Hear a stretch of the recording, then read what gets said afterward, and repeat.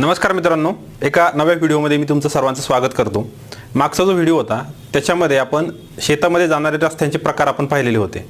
या व्हिडिओमध्ये आपण हे पाहणार आहोत, तुमच्या शेतामध्ये जाणाऱ्या रस्त्यामध्ये जर कोणी अडथळा निर्माण केला किंवा तुम्हाला नवीन रस्ता मागणी करायची आहे तर तहसीलदारांकडे अर्ज कसा केला पाहिजे आणि याच्यातला नेमका फरक काय आहे, हा फरक तुम्ही सर्वांनी आधी समजून घ्या। याचं कारण असं आहे की तहसीलदारांचे जे अधिकार आहेत ते कायद्यामध्ये अतिशय स्पष्टपणे नमूद केलेले आहेत। जर त्या कायद्यामध्ये तुमचा अर्जच नसेल तर तहसीलदार तुम्हाला त्याच्यावरती न्याय देण्याची शक्यता फार कमी होते आणि मग याच्यामधूनच शेतकऱ्यांचा आणखी भ्रमनिरास वाढत जातो। तर मामलतदार कोर्ट ॲक्ट 1906 आणि महाराष्ट्र जमीन महसूल अधिनियम 1966चं कलम 143 याच्यामधला फरक तुम्ही व्यवस्थित समजून घेतला पाहिजे असं मला वाटतं। आज आपण जो व्हिडिओ पाहणार आहोत तो मामलतदार कोर्ट ॲक्ट 1906 मधल्या तरतुदीविषयी पाहणार आहोत। याच्यामध्ये दोन गोष्टी महत्त्वाच्या आहेत। पहिली गोष्ट, याच्यामध्ये तुमचा रस्ता हा परंपरागतरित्या पूर्वापार वापरामध्ये असतो, तुम्हाला याच्यामध्ये नवीन रस्त्याची मागणी करता येत नाही। नवीन रस्त्याची मागणी तुम्हाला कलम 143 मध्ये करावी लागते। आणि दुसरी गोष्ट, हा पूर्वापार वापरातला जो रस्ता आहे तो तुमचा कुणीतरी अडवला पाहिजे, त्याच्यामध्ये कुणीतरी अडथळा निर्माण केला पाहिजे। याच्यामध्ये आता अडथळा कसा निर्माण केला जातो, त्याच्यामध्ये दगड टाकले जातात, त्यानंतर खड्डा खोदला जातो, माती टाकली जाते, काटे टाकले जातात, झाडं पाडून त्याच्यावरती टाकले जातात। अशी जर परिस्थिती असेल तर तुम्हाला मामलतदार कोर्ट ॲक्टमध्येच तुम्हाला अर्ज करावा लागेल। जर तुम्हाला नवीन रस्ता पाहिजे असेल तर तुम्हाला महाराष्ट्र जमीन महसूल संहिता कलम 143 मध्ये अर्ज करावा लागेल। या दोन्ही कायद्यामधला नेमका फरक काय आहे, त्याच्यामध्ये अर्ज कसा केला पाहिजे, त्याच्यावरती काय प्रक्रिया होती, याचं एक सविस्तर डॉक्युमेंट उस्मानाबाद जिल्हाधिकारी कार्यालयाने बनवलेलं आहे। त्याची लिंक मी खाली डिस्क्रिप्शन बॉक्समध्ये तुम्हाला शेअर करतोय, तर तुम्ही एकदा जरूर पाहून घ्या। आता मामलतदार कोर्ट ॲक्टमध्ये नेमकी कशी परिस्थिती असते हे एक आपण उदाहरणाद्वारे समजून घेऊया। आपण आपल्या स्क्रीनकडे जाऊया। आपल्या स्क्रीनवरती गुगल अर्थचा हा जमिनीचं चित्र आहे ते उपलब्ध झालेलं आहे। बघा, हा इथून जो गेलेला दिसतोय हा ग्रामीण हद्दीचा मार्ग आहे। याची माहिती आपण आधीच्या व्हिडिओमध्ये पाहिलेली आहे।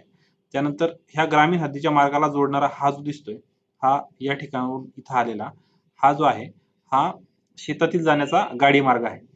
आपल्या उदाहरणामधला जो शेतकरी आहे अजय, तो या ठिकाणी त्याचं शेत आहे। हे जे शेत आहे हे अजयचं शेत आहे। आता इथं बघा तुम्ही, इथं जे शेत दिसतंय ते विजयचं शेत आहे आणि या ठिकाणी हे जे शेत आहे हे श्यामचं शेत आहे। असे हे तीन शेतकरी आहेत। आता काय झालं की विजयनं श्यामचं जे जमिनीचं क्षेत्र होतं ते खरेदी केलं। त्याच्यामुळे झालं काय की हे जे क्षेत्र होतं इथलं विजयचं पूर्वीचं आणि श्यामचं हे विकत घेतलेलं, ह्या दोघांच्या मधून जो पूर्वीचा रस्ता जात होता तो आता विजयचं मत असं आलं की हा जो रस्ता आहे ही जमीन दोन्ही बाजूची माझी आहे, त्याच्यामुळं हे संपूर्ण क्षेत्र जे आहे ते मी सलग शेती याच्यामध्ये करणार आहे आणि हा जो रस्ता आहे हा त्यानं नांगरून टाकला। आता हा नांगरून टाकल्यानंतर तो 1 ऑगस्ट 2022 ह्या तारखेला त्यानं ह्या शेतामध्ये हा जो रस्ता होता हा पूर्णपणे नष्ट करून टाकला। त्यामुळं अजय जो आहे त्याचा जो जाण्याचा जो मार्ग होता तो पूर्णपणे नष्ट झाला। त्याला इथून हा जो ग्रामीण हद्दीचा मार्ग आहे त्याला इथपर्यंत तर येता येते, पण इथून त्याला शेतामध्ये त्याची अवजारं, जनावरं, बी बियाणं किंवा काही बाकीच्या वस्तू असतील नेता येणार आणि त्याला इथून जे काही शेतीचा जो माल आहे तो सुद्धा भविष्यात काढता येण्याची समस्या निर्माण झाली। आणि ही जी समस्या आहे ही इकडचे जे शेतकरी आहेत ह्या भागामधले या सर्वांची समस्या आहे, कारण हा पूर्ण इथला जो रस्ता आहे तो पुढे जातो आणि पुढच्या सर्व शेतकऱ्यांना ही समस्या निर्माण होते। तर अशा वेळी अजयनं मामलतदार कोर्ट ॲक्ट 1906 मध्ये तहसीलदारांकडे अर्ज केला पाहिजे आणि त्या अर्जामध्ये काय काय डॉक्युमेंट्स जोडली पाहिजेत हे आपण आता पुढच्या भागामध्ये पाहणार आहोत। अजयचा शेतामध्ये जाण्याचा रस्ता अडवलेला आहे। अजयने आता तहसीलदारांकडे अर्ज केला पाहिजे। त्या अर्जामध्ये कोणत्या कोणत्या बाबींचा समावेश असला पाहिजे हे आता आपण पाहणार आहोत। पहिली गोष्ट तर त्या अर्जामध्ये वादी कोण आहेत, म्हणजे अजय स्वतः, त्या वादींचं नाव, पत्ता, मोबाईल क्रमांक। दुसरं, जे प्रतिवादी आहेत ज्यांनी तो रस्ता अडवलेला आहे त्यांचं नाव, पत्ता, मोबाईल क्रमांक। तिसरी गोष्ट, हा जो वाद उत्पन्न झालेला आहे, हा जो अडथळा निर्माण झालेला आहे त्याचं स्वरूप हे तुम्हाला त्याच्यामध्ये नमूद केलं पाहिजे। म्हणजे बऱ्याच वेळेला काय केलं जातं, रस्ता खोदला जातो किंवा रस्त्यावरती दगड टाकले जातात किंवा रस्त्यावरती लाकडं टाकली जातात, काटे टाकले जातात किंवा बऱ्याच वेळेला तिथं एखादं बांधकाम तयार केलं जातं जेणेकरून वाहनांची ये जा होऊ नये। तो जो अडथळा आहे त्याचं स्वरूप तुम्ही तिथं नमूद केलं पाहिजे। चौथी गोष्ट, तो जो अडथळा निर्माण केलेला आहे त्याचा दिनांक किती होता, म्हणजे तो जो दिनांक आहे तो 6 महिन्याच्या आतमध्ये असला तरच तहसीलदारांना त्याच्यावरती निर्णय देण्याचा अधिकार आहे. हे नमूद केल्यानंतर तुम्ही त्या रस्त्यामध्ये जो अडथळा झालेला आहे त्याच्यामुळं कोणते कोणते गट प्रभावित होत आहेत याचा एक कच्चा नकाशा तुम्ही जोडून दिला पाहिजे, जेणेकरून एकंदरीत समस्या काय याचं आकलन व्हायला थोडीशी मदत होईल. त्यानंतर या रस्त्याच्या अवतीभोवती जे जमिनीचे गट क्रमांक आहेत त्याचे नजीकच्या काळातले 1-2-3 महिन्याच्या काळामधले 7-12 उतारे तुम्ही जोडले पाहिजेत. आणखी ह्या रस्त्यामध्ये निकाल देण्यासाठी जे जे काही पुरावे असतील, कागदपत्र असतील, हे सगळं त्याच्यामध्ये जोडलं गेलं पाहिजे. म्हणजे त्या रस्त्यावरती पूर्वी रोजगार हमीतून एखादं काम झालेलं आहे किंवा तो रस्ता गावामधून कुणी श्रमदान केल्याची ग्रामपंचायतला नोंद आहे, हे सगळं जर असेल तर तो रस्ता वहिवाटीमधला होता हे संबंधित तहसीलदारांच्या लक्षात यायला थोडीशी मदत होईल. तहसीलदारांकडे तो अर्ज आल्यानंतर तहसीलदार सर्व पक्षकारांना एक नोटीस देतील आणि त्यांना त्यांची बाजू मांडण्याची संधी देतील. सर्व बाजू मांडण्यासाठी सर्व पक्षकारांना तहसीलदारांच्या समोर उपस्थित राहावं लागेल आणि एक दोन सुनावण्या झाल्यानंतर तहसीलदार किंवा त्यांनी प्राधिकृत केलेला एखादा नायब तहसीलदार तुमच्या शेतामध्ये भेट देतील आणि तिथं स्थळ पाहणी करतील, त्याचा पंचनामा तयार करतील. ज्यावेळेस तहसीलदार तुमच्या शेतामध्ये येतील त्यावेळेस ते 2 गोष्टी महत्त्वाच्या पाहतील, कारण ह्या 2 गोष्टीवरती सर्व निकाल अवलंबून आहे. पहिली गोष्ट, तो जो अडथळा आहे तो 6 महिन्याच्या आतमध्ये केलेला आहे का याची ते खात्री करतील. आणि दुसरं, तुम्ही ज्या वाद रस्त्यावरती अर्ज केलेला आहे तो वादाचा रस्ता जो आहे तो वहिवाटीमध्ये होता का, वापरामध्ये होता का, ह्या 2 गोष्टीवरती ते जास्त लक्ष देतील. आता तो रस्ता जो आहे तो वापरातला होता तर तो किती कालावधीपासून वापरात असला पाहिजे याच्याविषयी मामलतदार कोर्ट ॲक्टमध्ये कुठलंही भाष्य केलेलं नाही. पण याच्यामध्ये आपल्याला एका दुसऱ्या कायद्याचा आधार घ्यावा लागतो, तो म्हणजे इंडियन इजमेंट ॲक्ट 1882.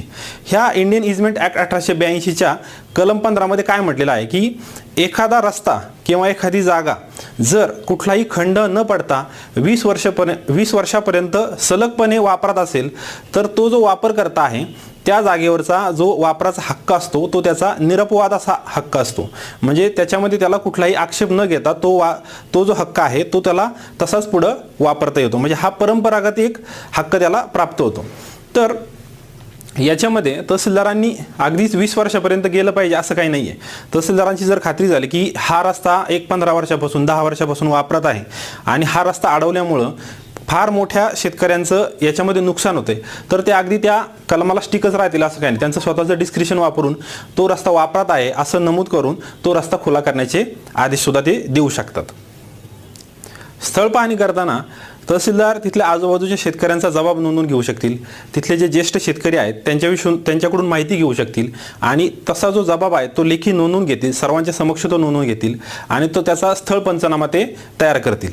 स्थळ पंचनामा तयार केल्यानंतर त्याच्या आधारे ते अंतिम निकाल आपला देतील. वाद रस्त्यावरती अडथळा करण्यात आलेला होता असा निष्कर्षाला जर तहसीलदार पोहोचले तर मामलतदार कोर्ट ॲक्ट 1906 त्याच्या कलम 23(2) प्रमाणे तो जो अडथळा आहे तो दूर करावा असा लेखी आदेश तहसीलदार देऊ शकतात. आता हा आदेश दिल्यानंतर काय होणार ते आपण पाहूया. आदेश दिल्यानंतर तो जो आदेश आहे तो दोन्ही पक्षकारांना लेखी स्वरूपामध्ये कळवला जातो आणि त्याच्यानंतर ज्यांनी तो रस्ता अडवलेला आहे त्यांनी तो स्वतःहून दूर करणं अपेक्षित आहे. आणि जर त्यांनी तो केला नाही तर तहसीलदार काय करू शकतात, तर त्यांच्याकडे 2 पर्याय आहेत. एक तर तो जो रस्ता आहे तो रस्ता त्या रस्त्यावरचा अडथळा दूर केला नाही म्हणून भारतीय दंड संहिता 1860 त्याच्या कलम 188 नुसार संबंधितावरती गुन्हा दाखल करता येऊ शकतो. किंवा दुसरी गोष्ट, तहसीलदार स्वतः तो रस्ता ओपन करून तो स्वतः रस्ता खुला करून त्याच्यासाठी जो काही खर्च येईल तो त्या संबंधित व्यक्तींकडून जमिनीची महसुलाची थकबाकी याप्रमाणे ते वसूल करू शकतात. मी व्हिडिओच्या सुरुवातीला सांगितलं की तुमची मागणी नेमकी काय आहे आणि ती कोणत्या कायद्यामध्ये बसते हे तुम्हाला जर माहीत झालं तर तुमचं थोडंसं त्याच्यामध्ये यश मिळण्याची शक्यता अधिक असते. तर मामलतदार कोर्ट ॲक्ट आणि महाराष्ट्र जमीन महसूल संहिता 1966चं कलम 143 याच्यामध्ये फरक आहे. मामलतदार कोर्ट ॲक्टच्या बाबतीमध्ये पुढील महत्त्वाच्या गोष्टी तुम्ही लक्षात ठेवल्या पाहिजेत. पहिली गोष्ट, ह्या कायद्याप्रमाणे जो काही निकाल दिला जातो तो तहसीलदारांना दिवाणी न्यायालयाने जसे अधिकार प्राप्त असतात, दिवाणी न्यायालयाला जसे अधिकार प्राप्त असतात तशा प्रकारचे अधिकार तहसीलदारांना प्राप्त असतात आणि तहसीलदार हे दिवाणी न्यायालय म्हणून त्या ठिकाणी काम करत असतात. दुसरी महत्त्वाची गोष्ट, याच्यामध्ये जे काही जमिनींचा समावेश होतो तो फक्त कृषिक जमिनींचा समावेश होतो. अकृषिक जमिनींसाठी या कायद्याअंतर्गत कुठलाही तुम्हाला न्याय मिळू शकत नाही, त्याच्यामध्ये दाद मागता येत नाही.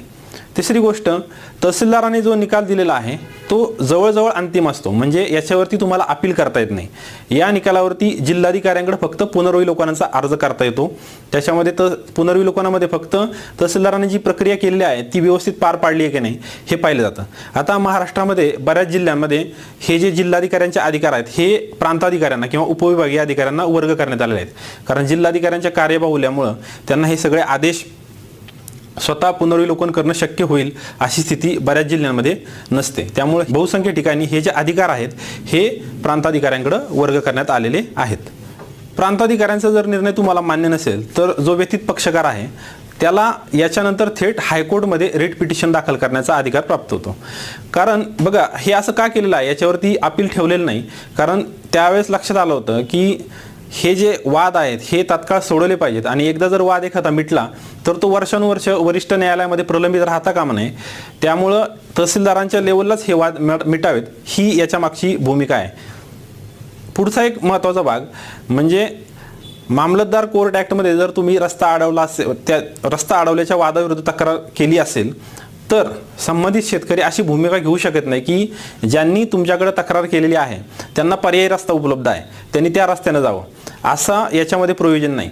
संबंधित शेतकऱ्याला पर्याय रस्ता उपलब्ध असेल तरी सुद्धा हा जो पूर्वापार वहिवाटीचा रस्ता आहे तो कुणाही व्यक्तीला कोणाही शेतकऱ्याला तो अडवता येणार नाही।